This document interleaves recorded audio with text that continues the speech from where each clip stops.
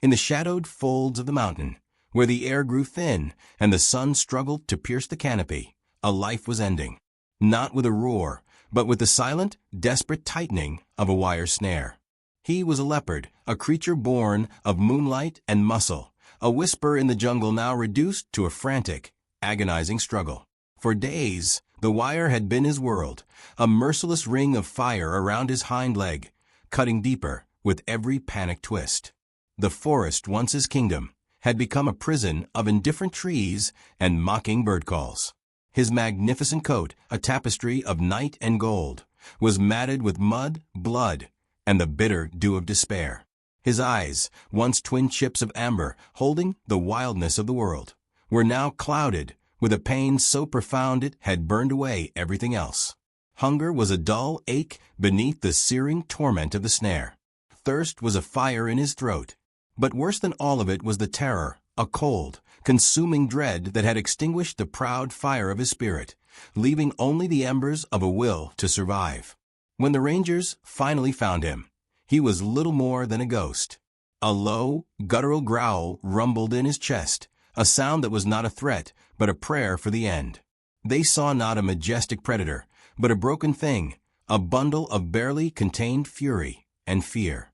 The tranquilizer dart was a small mercy, a pinprick of oblivion in an ocean of pain. His last conscious thought was not of the jungle or the hunt, but of the cold, metallic scent of a snare, the ultimate betrayal by a world he no longer understood. He awoke in a box, the air thick with unfamiliar, sterile smells that clawed at his senses. Then a cage, a world of concrete and steel bars, a brutalist mockery of the sprawling wilderness he had lost. The pain in his leg was a throbbing, relentless drum, but the wound in his soul was infinitely deeper. He was a creature of vast open spaces, now confined to a box of shame. Every sound was a threat, every shadow a phantom poacher. The humans who moved on the other side of the bars were walking nightmares, their strange chattering a prelude to more pain. They brought food, but he would not eat. They brought water, but he would not drink. He huddled in the furthest corner, making himself as small as possible, a coiled spring of defensive aggression. He was named Kale, a name that meant nothing to him. To the sanctuary staff, he was Case 734, the snared leopard. A tragedy, yes, but also a problem. He was too wild, too traumatized. The head veterinarian, a pragmatic man named Marcus, looked at the leopard's chart and then at the trembling, snarling animal in the enclosure. And he saw a dead end. The psychological damage is too severe, he'd said to his team, his voice low and clinical. He's a pure fear aggressor. He will never trust. He will never heal. We can't release him, and keeping him like this is just prolonging his suffering.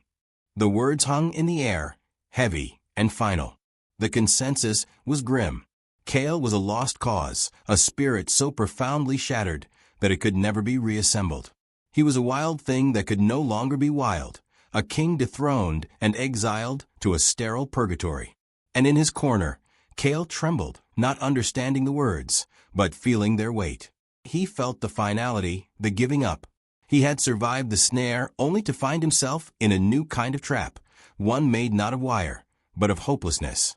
His life, which had begun with the promise of the wind and the freedom of the mountains, was set to end here, in a concrete box, misunderstood, feared, and utterly, devastatingly alone. The rustle of a leaf, the scent of rain, the feel of earth beneath his paws, it was all a fading memory, a dream from another life. All that was left was the cold floor, the unyielding bars, and the suffocating presence of a fear that had become his only companion. This was the crisis, the point of absolute zero, where a magnificent life, full of untamed glory, was about to be extinguished by the quiet, sterile logic of despair. It was into this world of silent, screaming despair that Alara came. She was not a ranger or a vet in the traditional sense. She was a behaviorist, but even that title felt too clinical for what she did. Alara moved with a quiet grace that seemed to calm the very air around her. She didn't see animals as cases or subjects, but as individuals, as nations of one, each with a history and a language that simply had to be learned. When she first stood before Kale's enclosure, The other staff members kept a respectful distance. They had seen the leopard's fury, the way he would launch himself at the bars, a terrifying spectacle of claws and teeth. They expected the same now. But as Alara approached, a strange quiet fell. She did not carry a clipboard or a tranquilizer gun. She held nothing but the stillness in her heart. She stopped a good 20 feet from the cage, well outside his perceived threat zone, and simply stood. Kale was in his corner, a knot of tense muscle and golden fur, his breathing a shallow, ragged rhythm.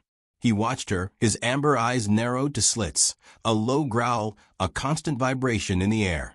Marcus, Alara's husband, came to stand beside her, his arms crossed. He was a good man, a brilliant vet who had saved countless lives, but he was grounded in the world of the tangible, of medicine and procedure. He saw a dangerous animal, a liability. "Eli, be careful," he murmured, his voice laced with concern. "He's not stable. He charged the bars so hard yesterday he nearly broke a tooth." Alara didn't take her eyes off the leopard. "He's not charging, Marcus. He's screaming," she said, her voice barely a whisper. "Can't you see it? He's terrified. He thinks we're the ones who hurt him. He thinks the cage is the snare, and we are the poachers." Marcus sighed. He had heard this before, this deep, almost mystical empathy his wife possessed. He loved her for it, but he also feared for her. "Empathy won't stop a 200-pound leopard if he finds a way out, my love. The director is already talking about humane euthanasia. No one thinks he can be rehabilitated." Alara finally turned to look at her husband, her eyes filled with a fierce, unwavering light. "Then they are wrong," she said, not with arrogance, but with a profound certainty that seemed to come from a place beyond logic. "No one is a lost cause. He's just forgotten what it feels like to be safe. I can remind him." From that day forward, Kale's enclosure became Alara's sanctuary as much as it was his prison. She made a decision, a silent vow, that she shared only with the terrified leopard in the cage. She would be his savior. She would sit with him every day for as long as it took. She requested that all other staff stay away from this section of the sanctuary, unless absolutely necessary. She would be the only human Kale would see. The other staff, and even Marcus, saw it as a fool's errand, a dangerous obsession. They saw a woman putting herself at risk for an animal that was beyond saving. But Alara saw something else. In the depths of Kale's terrified eyes, beneath the layers of pain and aggression, she saw a flicker. A tiny, buried spark of the magnificent creature he was born to be. And she was determined to fan that spark into a flame, no matter how long it took, no matter the risk. Her arrival was not a grand, dramatic rescue. There were no trumpets, no sudden miracles. It was the beginning of a slow, patient siege, not against the animal, but against the fear that held him captive. It was the quiet, unassuming arrival of a single, unwavering belief in a place that had been consumed by doubt. And for the first time since the cold bite of the snare, a new element was introduced into Kale's world. It was not pain or fear or confusion. It was hope, though it was so faint and unfamiliar. He did not yet have the capacity to recognize it. The days that followed bled into one another, each marked by the same ritual, the same patient, silent testament. Alara would arrive just after dawn, when the air was cool and the rest of the sanctuary was just beginning to stir. She carried a small canvas stool and a thermos of tea, nothing more. She would walk to the same spot, a precise distance from the enclosure that she had gauged on the first day, far enough not to be a direct threat, but close enough to be a tangible presence. And there she would sit, for hours. She wouldn't stare at him, knowing that a direct gaze was a sign of aggression in his world. Instead, she would read a book or sketch in a pad or simply watch the leaves on the trees, her body angled slightly away from him. Her presence was an offering, not a demand. At first, Kale's reaction was a storm. The moment he saw her, he would retreat to the back of the concrete cell, his body pressed against the cold wall. A deep, menacing growl would emanate from his chest, a constant, rumbling warning. His tail would twitch, a metronome of anxiety. He would pace, his powerful muscles coiled, his movements sharp and agitated. He was a caged tempest, and her stillness was the eye of his storm. He watched her every move through the diamond-shaped links of the fence. He saw that she never came closer. He saw that she never made sudden movements. He saw that she never tried to speak to him in the loud, sharp tones of the other humans. Sometimes she would talk, but it was a low, gentle murmur, like the sound of a distant stream. She wasn't talking to him, not directly. She was simply filling the silence with a sound that was soft and unthreatening. She spoke of the trees, of the way the light fell through the leaves, of a bird she had seen that morning. The words were meaningless to him, but the tone began to seep into the cracks of his terror. It was a sound without sharp edges. For the first week, nothing changed. He remained a volatile knot of fear. Marcus would visit at the end of each day, his face etched with worry. "Eli, this is doing nothing. He's not responding. You're wasting your time, and you're putting yourself on edge." Alara would just smile, a tired but resolute smile. Patience, Marcus. It took him days to starve in that snare. It will take more than days to convince him he's safe. His sense of time is different from ours. His wounds are deeper than his leg. I'm not just waiting for him to trust me. I'm waiting for him to start breathing again. She began to associate her presence with food, but indirectly. An hour after she left for the day, a keeper would slide a bowl of fresh meat into his enclosure through a remote pulley system. It was a calculated strategy. Her presence was quiet and passive. Her absence was followed by sustenance. He was a brutally intelligent animal. He would make the connection. And he did. By the third week, a subtle shift occurred. The growling was still there, but it was less immediate, less visceral. He would still retreat to his corner, but he would watch her, his head low, his amber eyes filled with a wary, bottomless curiosity. The frantic pacing lessened, replaced by a tense stillness.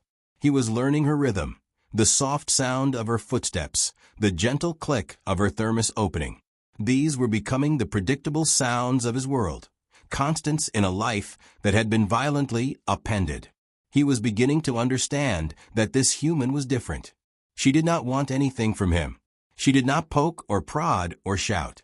She just was, a silent, steady presence on the other side of the barrier that separated his world of pain from the world outside.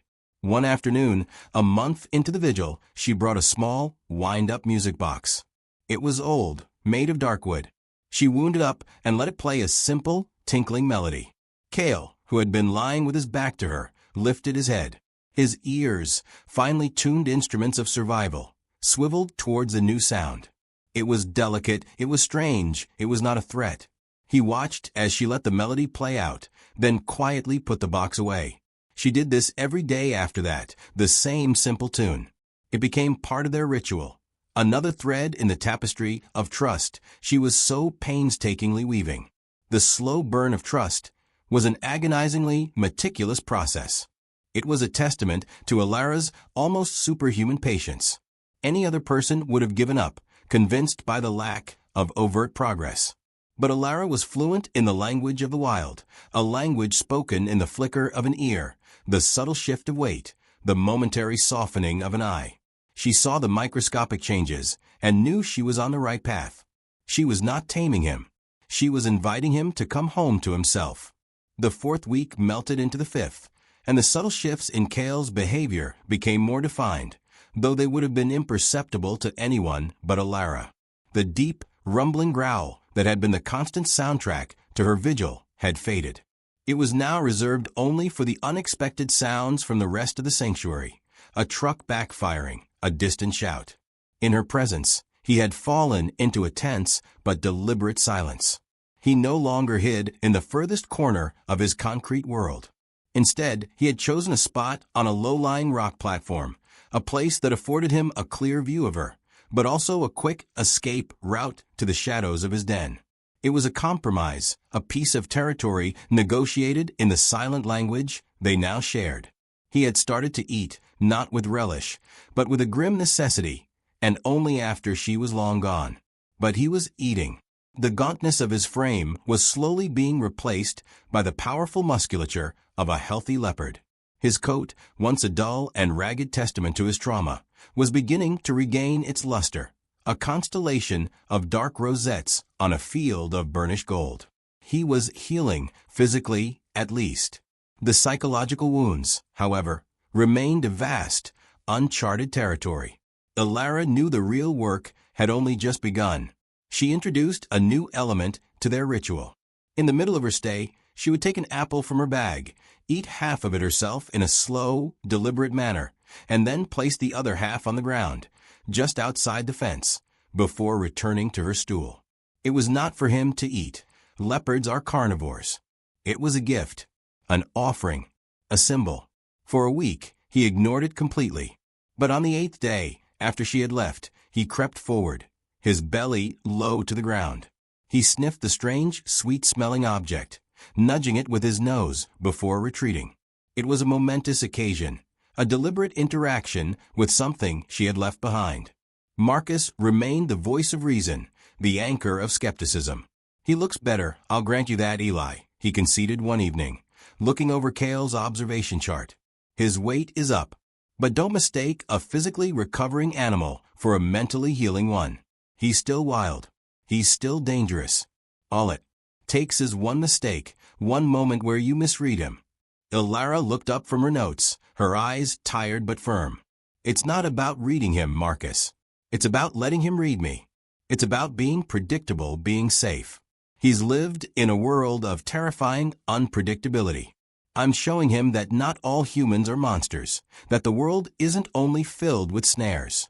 Every day I sit there and nothing bad happens is a victory. It's one more layer of scar tissue over his wound." She began to leave a piece of her own clothing, a scarf, a glove, near the fence when she departed. These items carried her scent, a scent he was beginning to associate not with fear, but with the tinkling music box, with quiet murmurs, with a passive, peaceful presence. At first, he would give the items a wide berth. But slowly, curiosity began to conquer fear.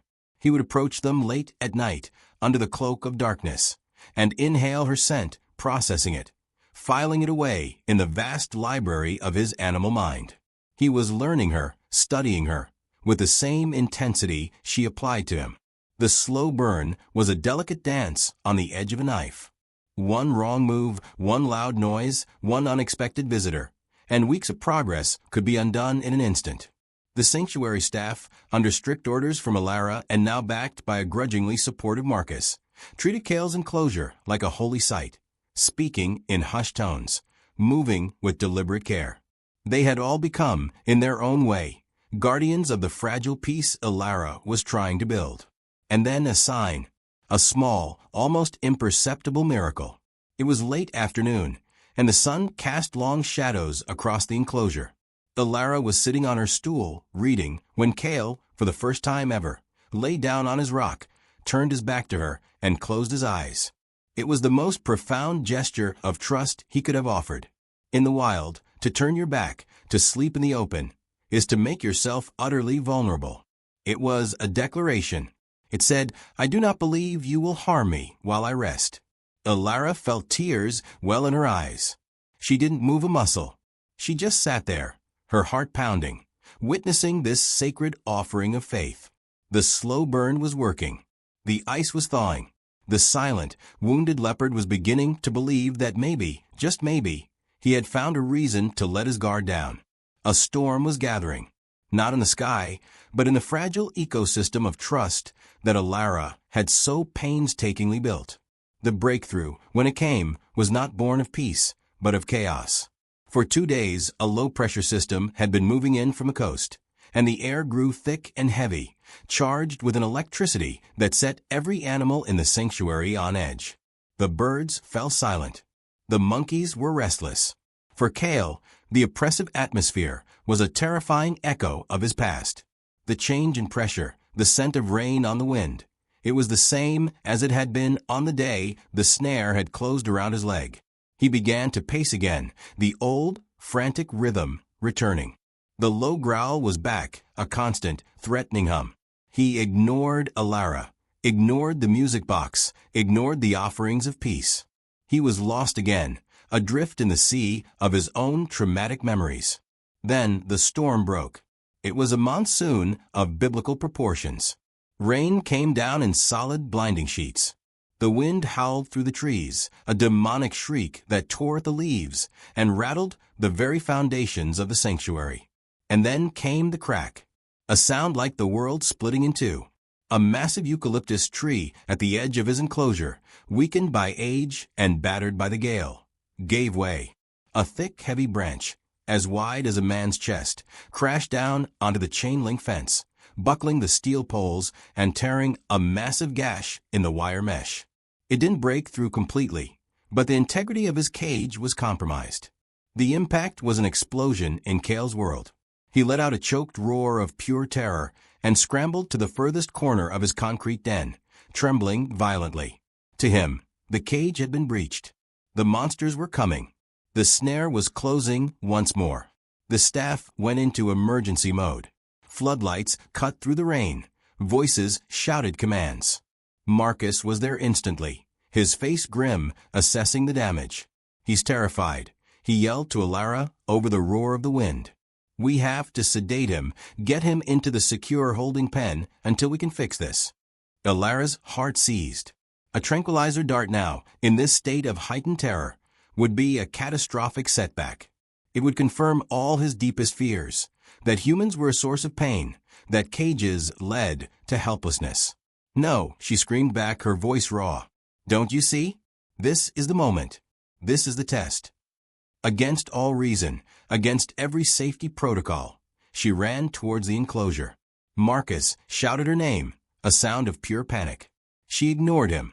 She stopped at the familiar boundary of her usual spot, soaked to the bone in seconds, her hair plastered to her face.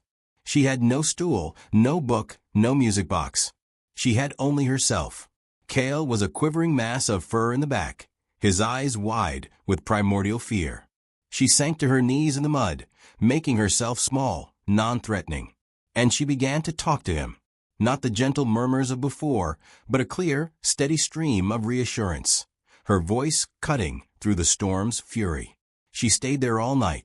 As the maintenance crew worked cautiously to secure the damaged fence with chains and supports, Alara did not move. She sat in the cold and the wet, a solitary beacon of calm in a world of chaos. Marcus, after his initial panic, understood. He ordered the crew to work in silence, to use hand signals, to do nothing that might further spook the animal. He watched his wife, a lone figure offering her unwavering presence to a creature on the brink, and for the first time he saw not recklessness, but a love so fierce and profound it defied logic. As dawn broke, the storm passed.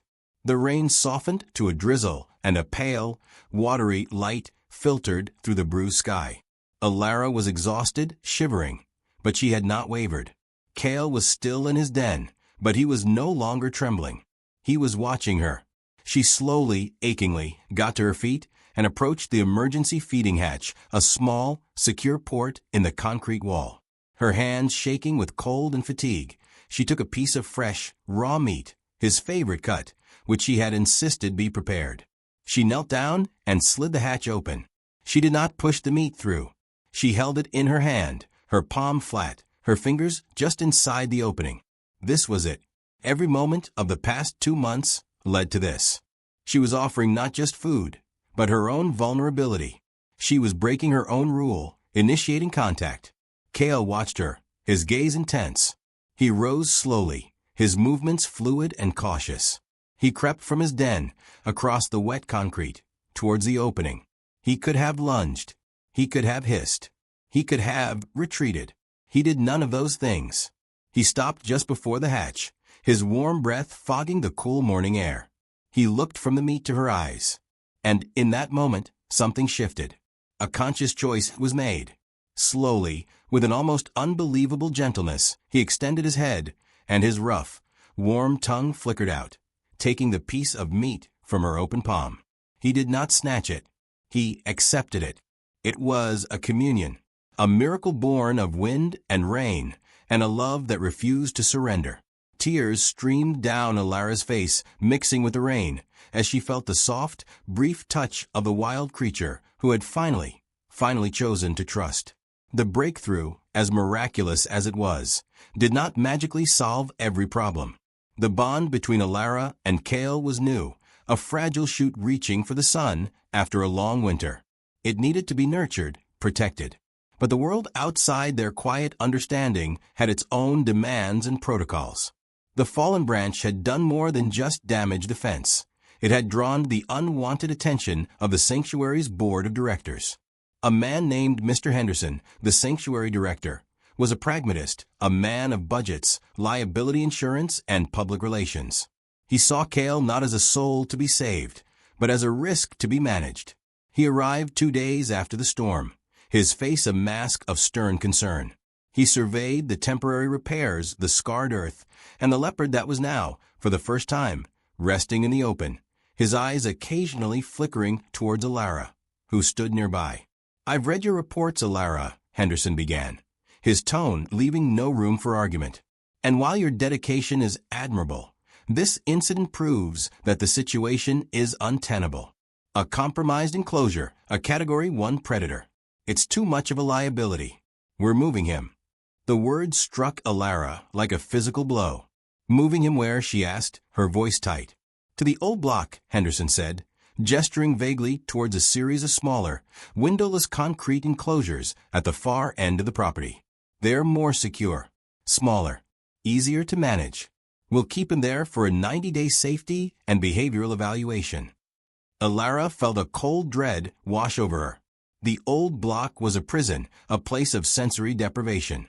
For an animal like Cale, who had just begun to re-engage with the world, with the sight of the trees, the feeling of the sun, it would be a death sentence for his spirit.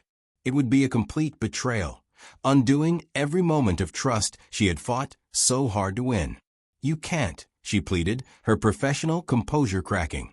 "Mr. Henderson, you don't understand. His trust is tied to this space, to this routine. Moving him to a small, dark box will terrify him. It will destroy everything. He'll revert, but worse than before. You'll be confirming his deepest fear, that safety is an illusion." Henderson was unmoved. "My primary responsibility is to the safety of this facility and its staff, Alara, not to the fragile psyche of one animal. The decision is final. The transfer is scheduled for Friday." He turned and walked away, leaving Alara standing there, her heart a block of ice. The new conflict was no longer Cale's internal fear, but an external, bureaucratic threat. The news seemed to travel through the air. Cale, with his preternatural sensitivity, felt the shift in Alara's emotional state. He felt her anxiety, her despair, and his own fragile confidence shattered. That afternoon, he refused the meat from her hand. He retreated to his den and would not come out. The low growl returned, a mournful, confused sound. He had taken a leap of faith, and in his mind, he was being punished for it. The world had become unsafe again. He was relapsing, falling back into the dark pit from which he had only just begun to climb. Alara was devastated. She felt as though she were watching her child regress, and she was powerless to stop it. She sat by his enclosure, but her presence was now tainted by her own fear and frustration. The silent communion was broken. The setback was a brutal reminder of how delicate his recovery was.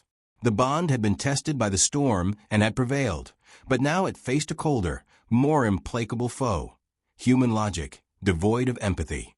Alara felt a crushing sense of hopelessness. She had fought against the animal's fear, but how could she fight against a clipboard and a corporate policy? The stakes had been raised once more. It was no longer just about Cale's healing, but about his very future, about protecting the miraculous, sacred trust that had been forged in the heart of the storm. Alara went home that night defeated, the director's cold words echoing in her mind. She found Marcus in his study, poring over veterinary journals. She explained the situation, her voice thick with unshed tears. "He's going to lose him, Marcus. We're going to lose him. Everything we did, everything he overcame, it will all be for nothing. Henderson sees him as a line item on a risk assessment sheet." Marcus listened, his face unreadable. For weeks, he had been the skeptic, the voice of caution.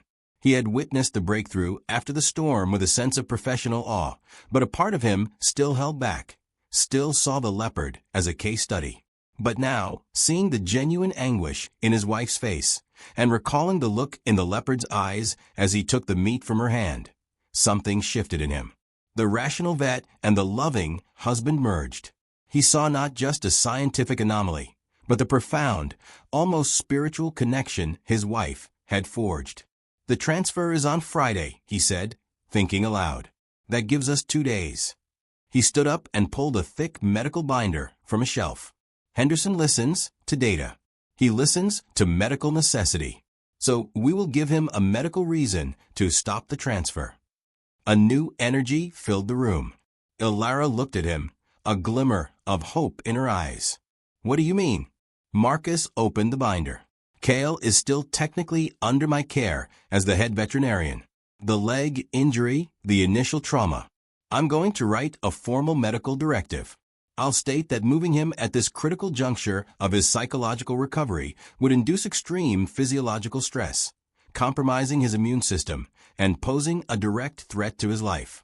I'll use words Henderson understands: cortisol levels, stress-induced cardiomyopathy, risk of self-harm. I'll make it sound so dire, so clinically catastrophic, that the liability of moving him will seem greater than the liability of leaving him be." It was a brilliant strategy.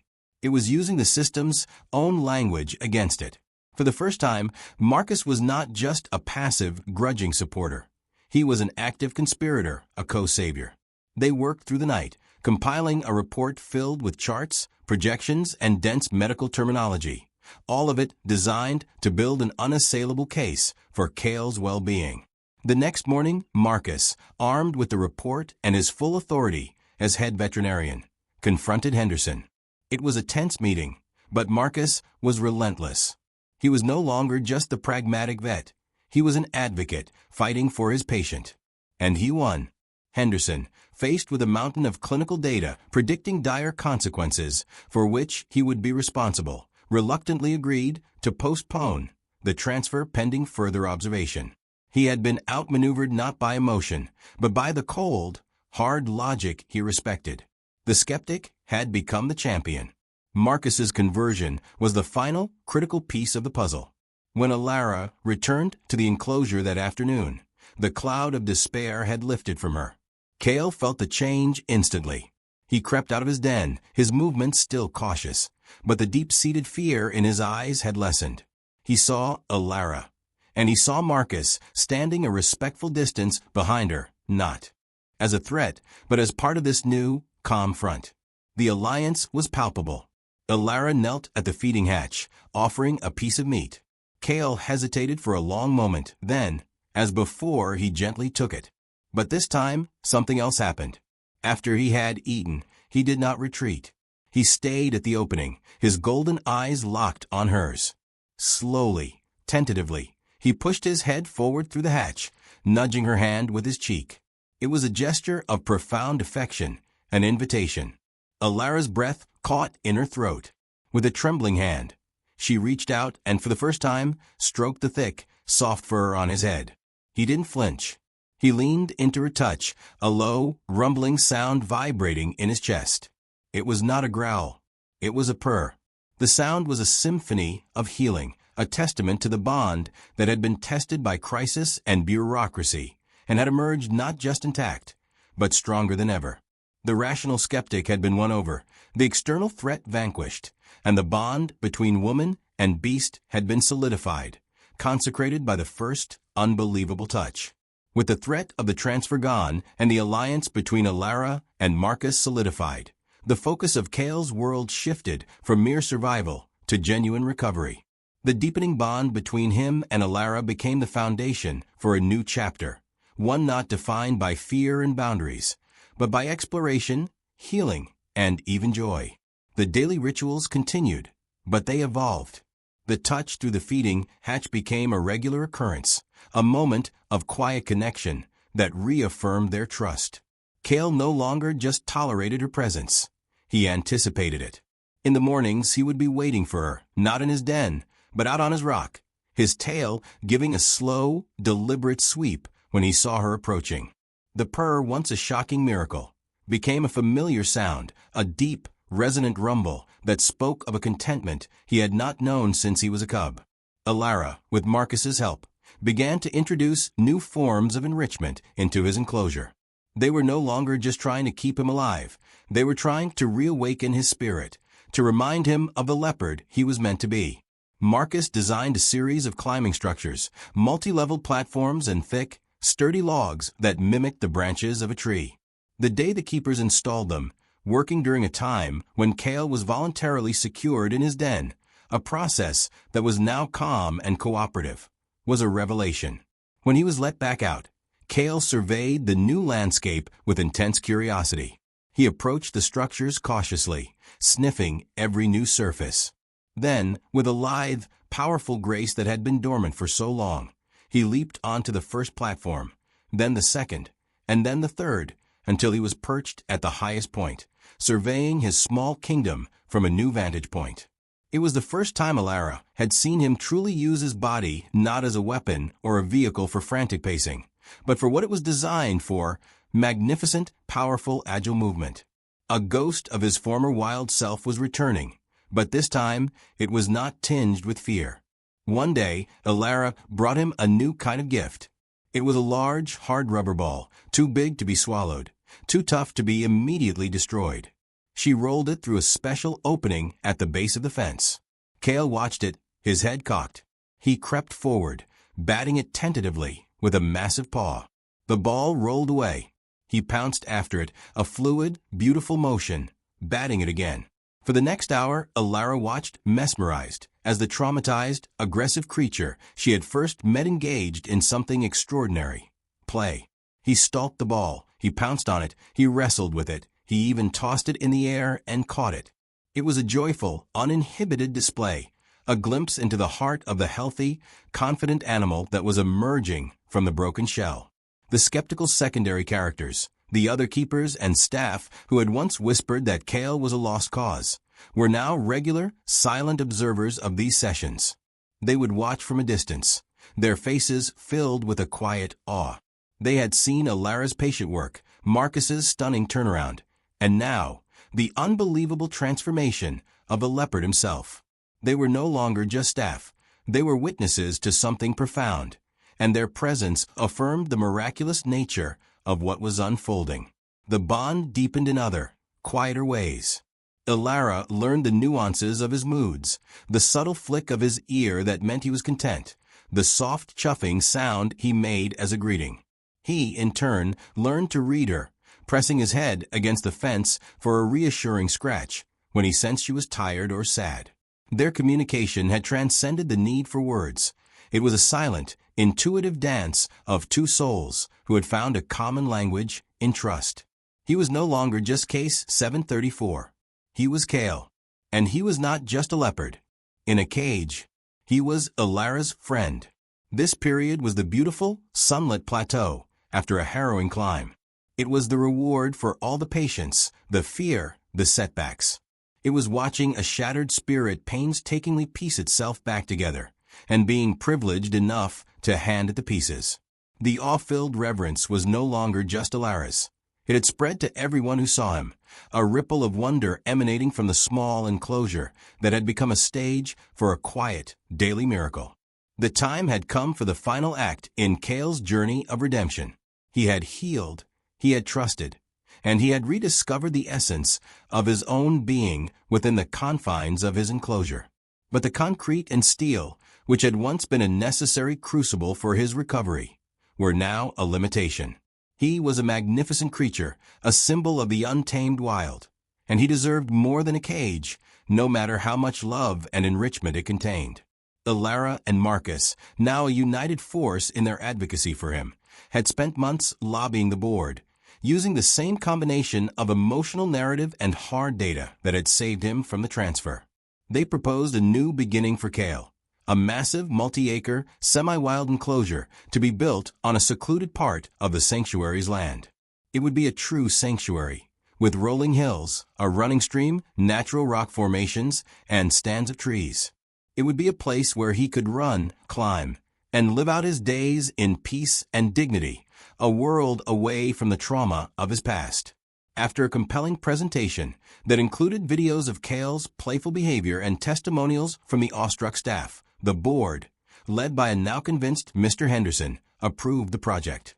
It was a monumental victory. For 6 months, construction crews worked, their efforts a distant rumble in Cale's peaceful world. Elara prepared him for the transition with the same meticulous patience she had shown from the very beginning. The transport crate, a potential source of terrifying memories, was introduced into his enclosure weeks in advance. At first, it was just an object. Then, Elara began to feed him near it, then inside it, leaving the door open. He learned to associate it not with confinement, but with safety and reward. The day of the move arrived, a cool, clear morning full of nervous anticipation. The process was a masterpiece of calm, cooperative choreography. There would be no tranquilizer dart, no force. Cale would have to make the choice to enter the crate himself. Elara stood by the crate, her hand resting on its open door, her voice a low, reassuring murmur. He looked at her, then at the dark opening of the crate, and then back at her. He could feel the quiet tension in the air, the presence of the transport vehicle just out of sight. It was the ultimate test of his trust. After a long, silent moment of consideration, he walked calmly into the crate. He turned, lay down, and looked at Elara with his incredible amber eyes, a look of pure, unconditional faith. The door was closed, and Elara's hand remained on the side of the crate as it was gently lifted and loaded onto the truck. She rode with him, talking to him the entire way, a constant, soothing presence against the unfamiliar motion and sounds of the journey. It was a bittersweet passage. She was leading him to his freedom, to a paradise he richly deserved, but it also marked the end of their unique, intimate proximity. She was taking him home, but a home where their daily touches and shared space would be a thing of the past. The journey was short, but it felt like a lifetime. It was the culmination of everything. The snare, the despair, the patient vigil, the storm, the breakthrough, the purr. Every moment was contained in this one act of moving him from the past to the future. This was the resolution, the final, tangible proof of his transformation. He was no longer the terrified, broken animal who had arrived in a box of fear. He was a willing participant in his own salvation, stepping bravely into the unknown because the one person he trusted in the world had asked him to. The truck came to a stop in a place of profound silence, broken only by the rustle of leaves and the distant song of a thrush. This was it. The air itself felt different here, wilder, cleaner, full of the scent of damp earth and pine. The transport crate was gently unloaded and placed before a massive gate. Beyond it lay Cale's new world. It was a breathtaking expanse of green and gold, a valley of freedom enclosed by high, unobtrusive fencing that disappeared into the landscape. A stream meandered through a meadow, sunlight dappling the water. Tall trees stood like ancient sentinels on a rocky ridge. It was a masterpiece of habitat design, a piece of the wild brought here just for him. Elara stood before the crate, her hand resting on the latch. Marcus was beside her, his arm around her, sharing the weight of the moment. The rest of the staff watched from a respectful distance, silent witnesses to the final scene. "Are you ready, my friend?" Elara whispered, her voice thick with emotion. She looked through the grate at Cale, who was standing, alert, his nose twitching as he took in the symphony of new smells. There was no fear in his eyes, only a powerful, burgeoning curiosity. She slowly, deliberately, lifted the latch and swung the heavy door open. For a moment, Cale remained inside, a creature poised on the threshold between two lives. He looked out at the vast open space, then turned his head and looked directly at Elara. It was a long, deep look, and in it she saw everything: gratitude, understanding, a farewell. It was a silent, perfect communication that needed no human interpretation. Then he turned and stepped out of the crate. He did not run. He walked, his movements fluid and majestic. He placed his paws onto soft grass for the first time since his capture, his muscles bunching as he felt the give of the earth beneath him. He stretched a long, luxurious arch of his back, a leopard reawakening in his own skin. He walked to the stream and lowered his head, drinking deeply from the cool, running water. Then he lifted his head, water dripping from his chin, and looked up at the sky, at the trees, at his kingdom. He was not the ghost that had arrived at the sanctuary. He was a king returning to his throne. He gave one last look back toward Lara, a final acknowledgement across the distance, and then, with a powerful, effortless bound, he sprang up the rocky ridge, disappearing into the dappled light of the forest. He was home. Lara watched until he was gone, tears of sorrow and immense joy tracking paths down her face. Kale was thriving, whole, and transcendent in his new reality. The narrator's voice would swell, filled with awe and reverence. We reflect on the profound, universal power of a single, patient soul to heal another.